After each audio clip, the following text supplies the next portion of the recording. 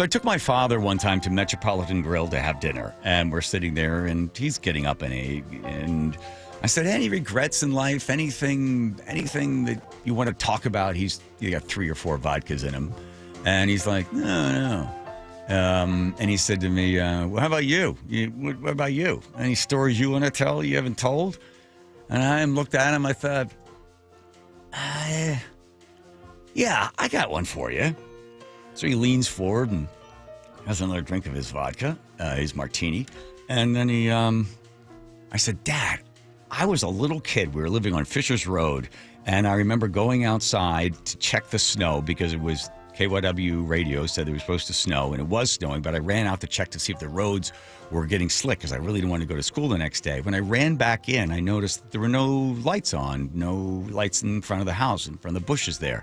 So I went down to the basement. I got that old moldy box that we kept all the Christmas lights in, and I set them up, and I plugged them all in, and I had them all set up, and then I plugged them into the little thing, and they came on right away. And I just was so happy.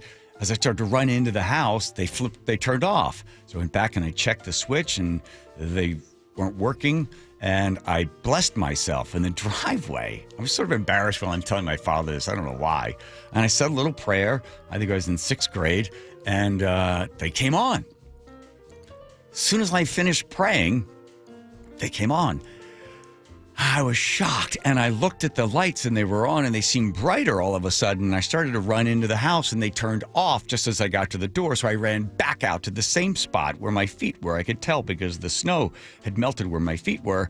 And I blessed myself again. I looked up to heaven, and I put my hands together, and I said another prayer, and they turned back on again. My father's just sort of looking at me. He's got his hand over his mouth, so I can't quite read what his expression is. And I got to the door, they turned off. This happened about 3 or 4 times. And I said, and then wasn't till finally they turned on, and then I said like another prayer, and they stayed on, and I went into the house.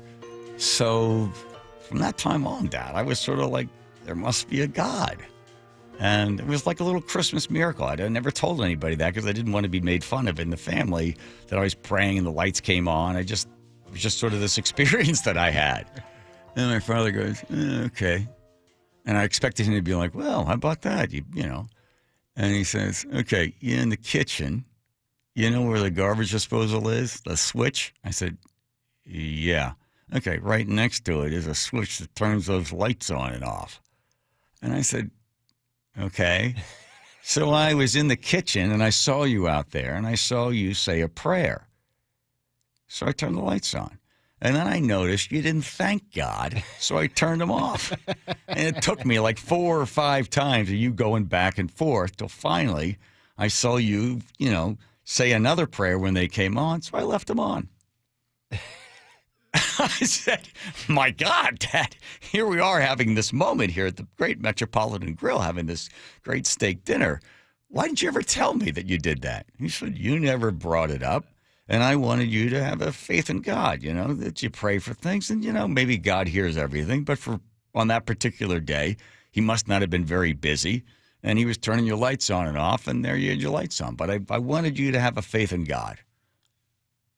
I said, he goes, so, did it work? I said, yeah, for the longest time, I thought I had this miracle experience where I could pray and Christmas lights would come on. Well, good. Then it served you well. And then I asked him about regrets, and that's when he told me, after I think his 4th martini vodka, that he was supposed to have a menage a trois. Those were his words. With Mrs. Wallnow, who lived across the street, who had the driveway we used to go up and down. I was like, what? A menage a trois? And then his excuse was, hey, it was the bicentennial. People were doing weird things. I was like, oh, yeah. Oh, the old bicentennial. Oh. Yeah, that's what it was. Woo! Now, apparently that never happened. The menage a trois. And he regretted it until it was done. I don't think it was a regret. I think he was just searching his mind for something, and he's like, there was. Well, yeah, but you're right, because he did bring up a regret, and then maybe that was it. I was like, then I was that's a tease. Completely grossed out by the idea. The old bicentennial. Yeah. Well, let's remember the Christmas lights. Okay. Don't think about that other thing. It's a nasty thing. Yeah.